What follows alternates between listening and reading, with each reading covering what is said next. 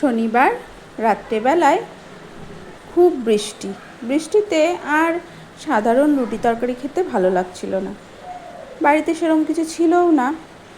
হঠাৎ করেই মাথায় আসলো যে ভেজ বিরিয়ানি বানানো কেমন হয়। চাল ছিল, সোয়াবিনও ছিল, আলু তো থাকেই, ওগুলো দিয়েই ব্যাস বানানো সারা। তারপরে চলে গিয়েছিলাম পাশেই একটা রেস্টুরেন্টে।